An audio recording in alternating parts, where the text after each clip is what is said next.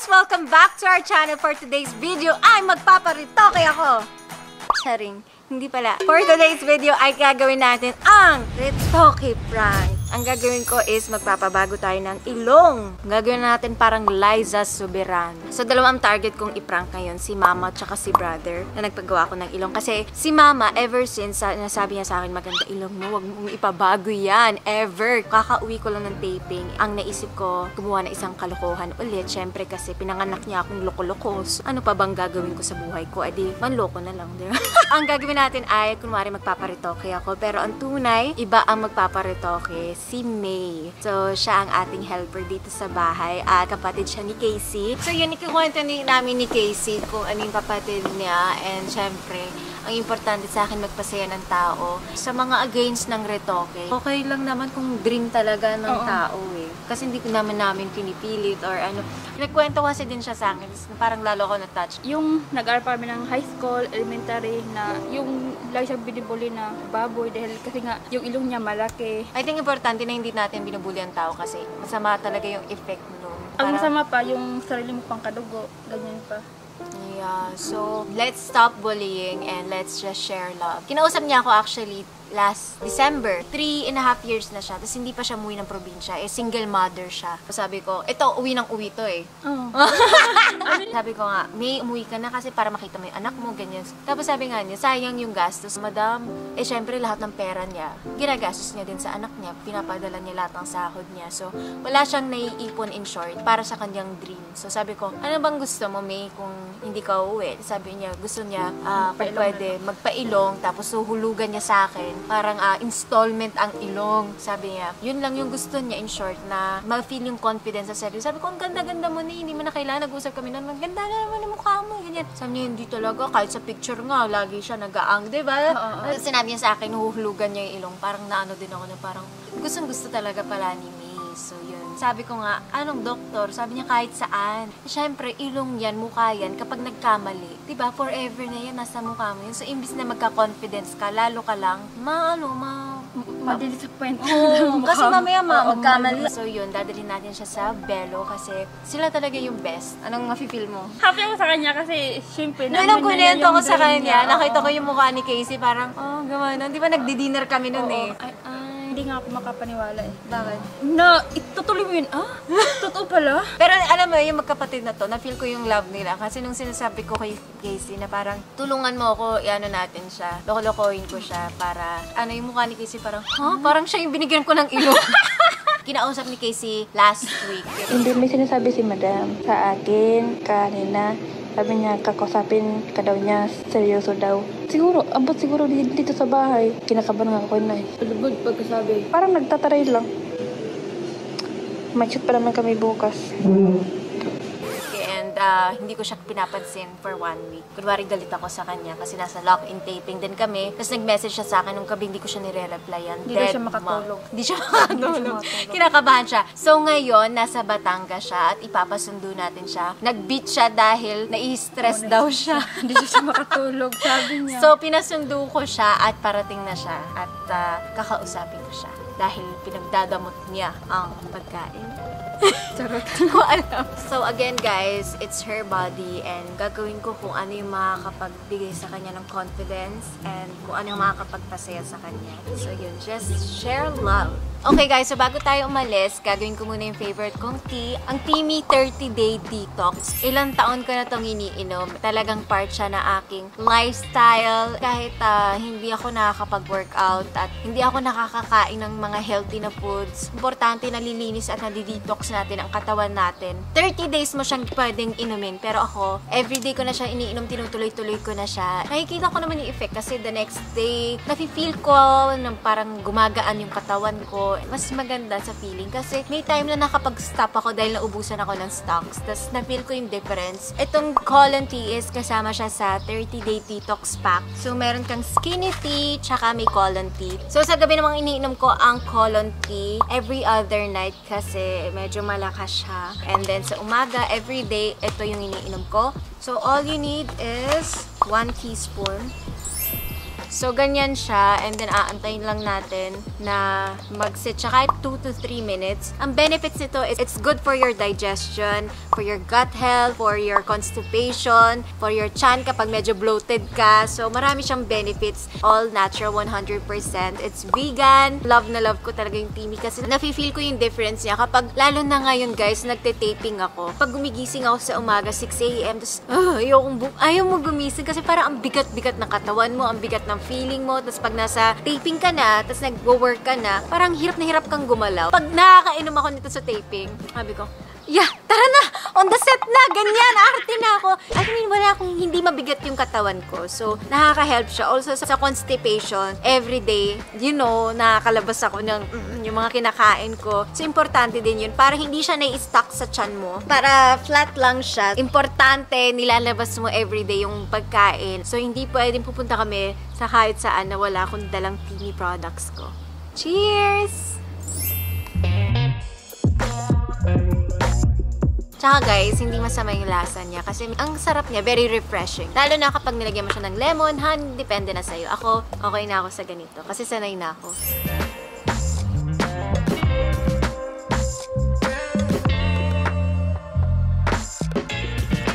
Dahil ngayon pupunta na tayo sa Belo, dadalhin ko na siya. Ito yung aking baon.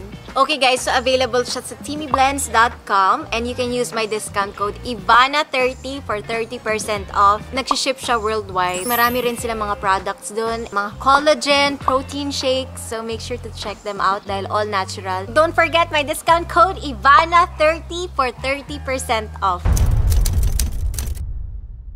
Sila daw. Hindi mo daw binibigyan. Anong pagkain? Nakita sa CCTV, lahat daw inaaway mo dito. Wala. Wala, promise. Ba't ko inaway sila?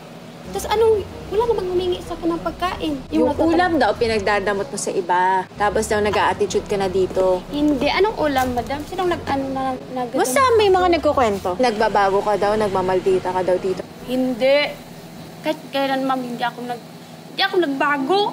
Tapos, sino na nagbibintang sa akin na ganito, ganyan? Wala, So, hindi ka nagbago? Hindi! Ba't ako magbabago? Wala naman akong diyan, Lagi nga ako napakumbaba dyan, O, gusto mo magbago? Ba't ako magbago? Ganun naman ako, May regalo ako sa'yo, yung ilong mo. Halika na, mapagawa na natin yung ilong mo.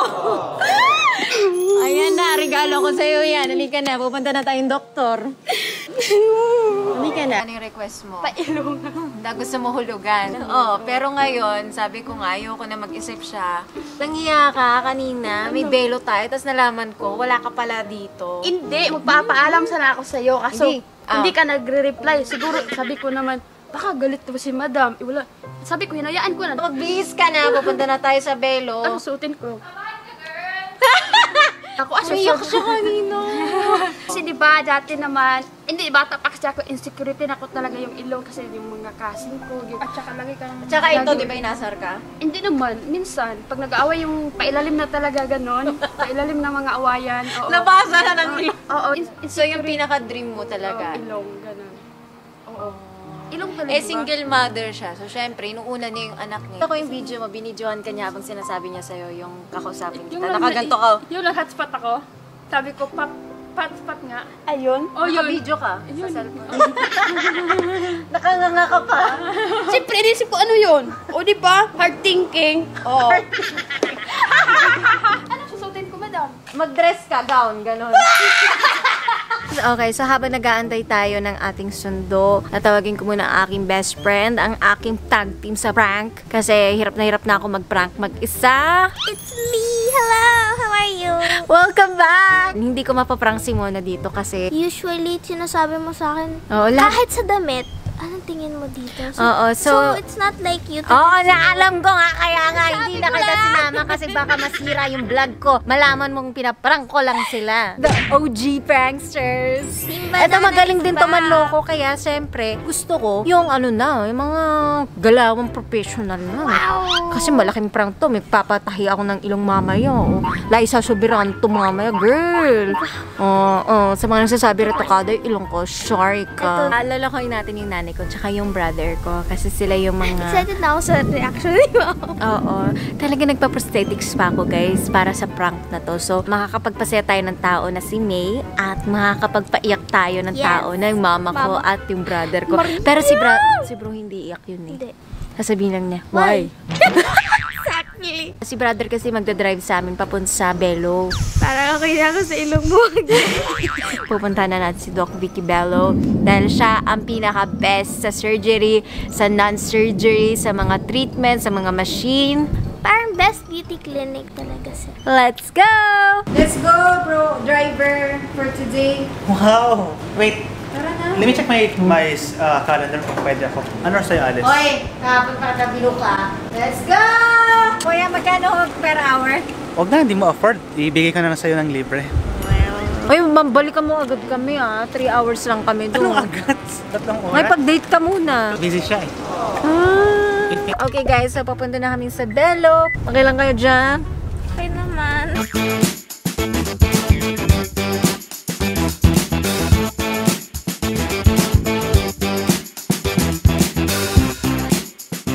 We're at Belo!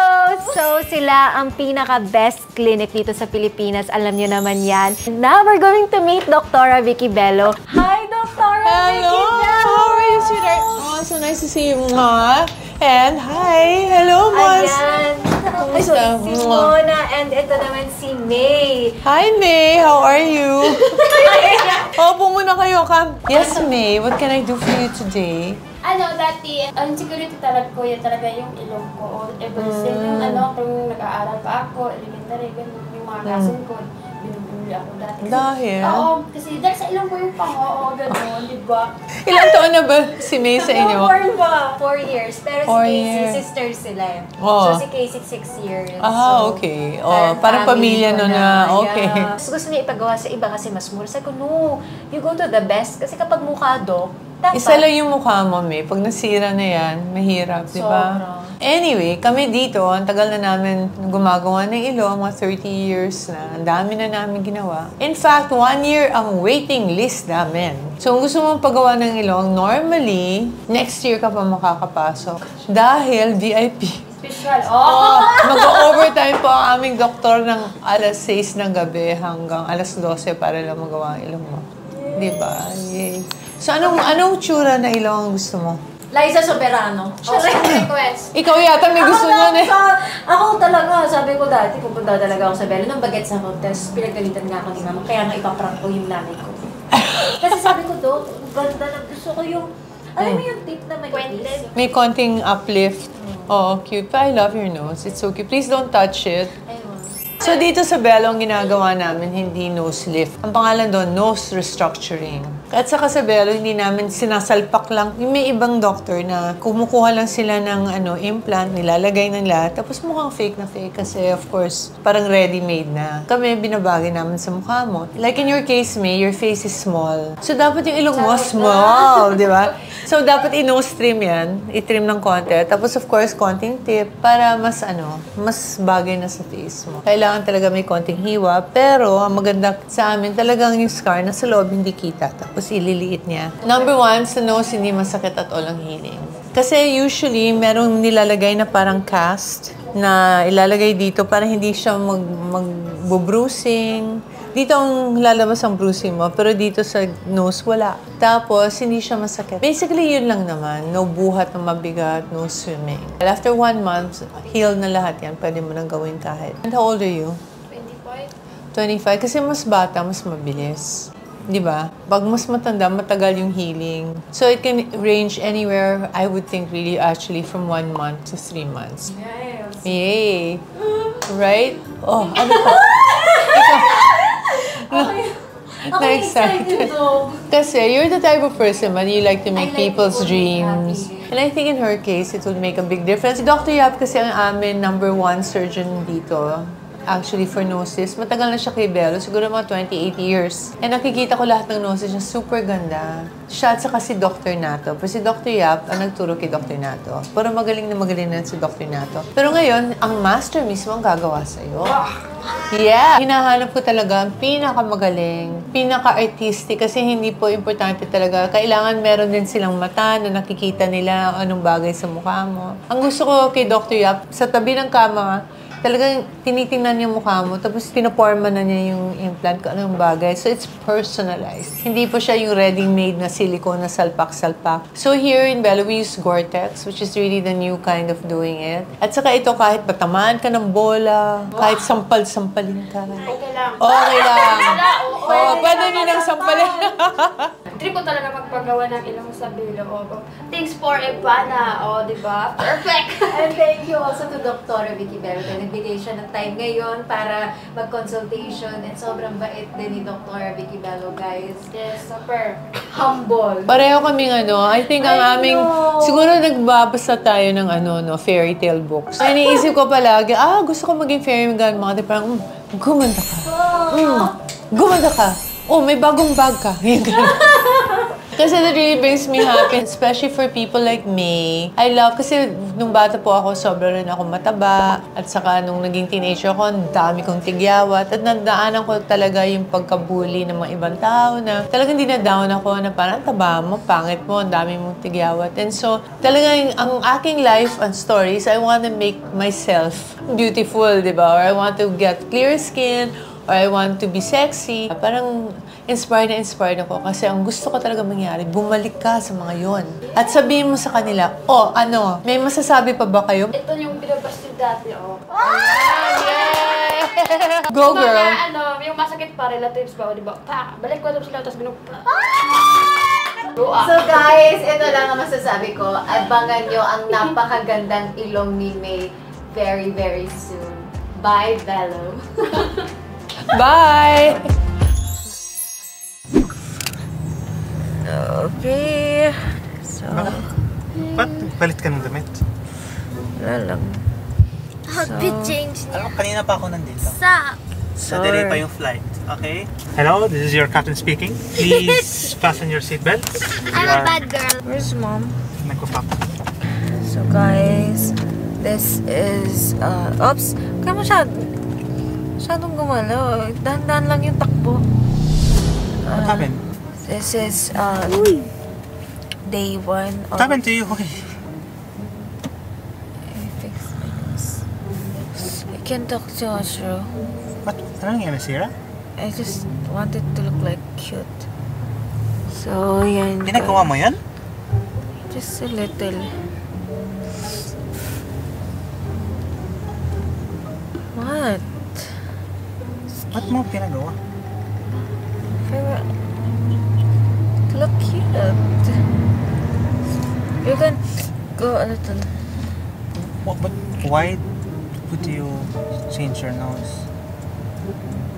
I didn't change. I enhanced. Okay, guys. So, You already had one of the most beautiful noses sa family natin. Hindi mo sana kailangan baguhin. What, did you know? Told me. Sabi What niya, I told make you, her happy, so I support her if it makes her happy. Sana you told us I mean, yeah, that I understand. at least Sorry. ahead of time. sorry. My brother's mad. I forgot to tell. You forgot or you didn't want to tell me? Well, Alam ni ma'am? Not yet. Anyways, ayan na yung mga tahi.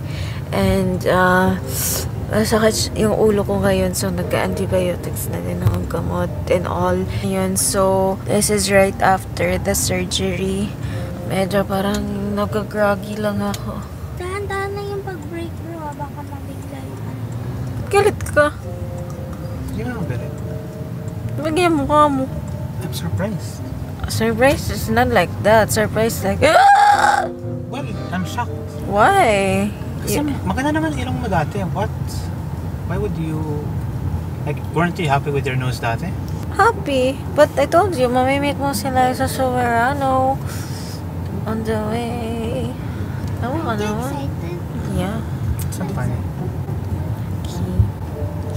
I mean, it's just a little. They just cut this. Ay! Ang ingay mo kasi kung ano siya magsalita. Parang ano bro, parang yung... What talking? Ako, Hindi ikaw, si ate. Sorry. Galit na si mo. This is my, parang journey. So it's like my journey vlog. Do you have something to say?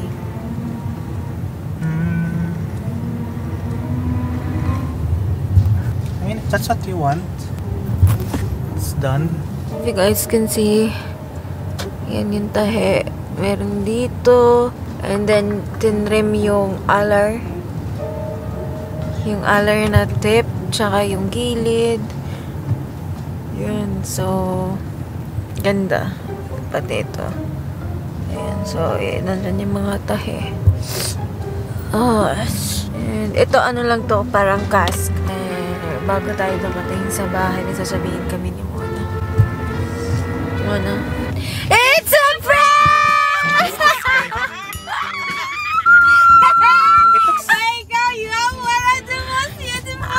I just found out, guys.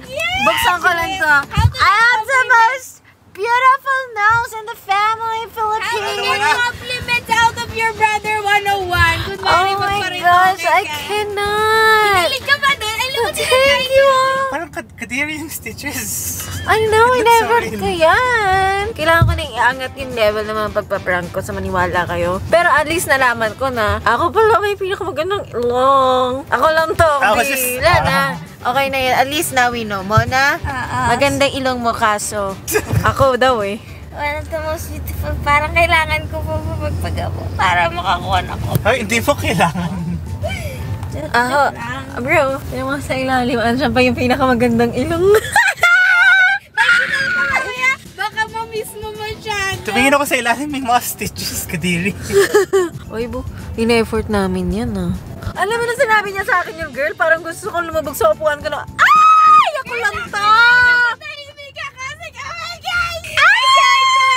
Kasi may talagang magpaparito ako, bro. Siyang awayin mo. Umag ako. Siya talaga. Siya nagpa-consultation eh. Ako, sira ulo lang talaga ako dito. Nag-change outfit pa ako para mukhang inoperahan. Talagang effort. Uy, pero tulungan mo kami kay ma'am. Na parang Siyempre, yan ang gusto ko. So pinig up mo kami. So nandito na kami, malapit na kami kay mama. Kaya naghanap na din kami ng bagong kakampi. At least nalaman ko lang dito sa vlog na to. Ito yung Hindi ko pwede tanggalin yan. Hindi pwede. Si Perry muna. Yung makakapag-taping. Bakit? Sakit ng ilong ko eh. Ano? Sakit ng ilong ko. Ano nangyari dyan? Pinayos ko kay Doc kahapon. Ha? Pinayos ko lang kay Bakit? Doc. Yung ilong. Totoo nga. Oo nga, sakit. Pinaprank mo ba ako? Lahat-lag ilong ko. Kuya, totoo. Hindi na makatawa. Pinaprank mo ba ako? Huwag mo na ako pinaprank. Huwag mo na ako inuulol, ha? So, paano ko nagpaanyos? Bye, hindi umifig. Huwag mo ako inuulan. I can't go to the office yet. Sige. After na lang Spain? Yeah. Don't tell mom. Yeah. Is it ugly? The sides parang namaga. I don't know. They just cut this and here. There. It looks really perfect po. Ako na lang masabi kay mama. Don't tell her. Yeah, I won't tell her. Okay, bye. Yeah, bye. Ano yung sobra? Nasira yung ilong ko. Nasa ano siya, nagtatrabaho si mama kasi hindi siya naniwala. Hindi. Fail siya sa nanay ko pero at least sa dalawang mga kapatid. Ang importante meron tayong napasayang tao. Oo. So abangan nyo ang tunay na nose reveal ni May soon.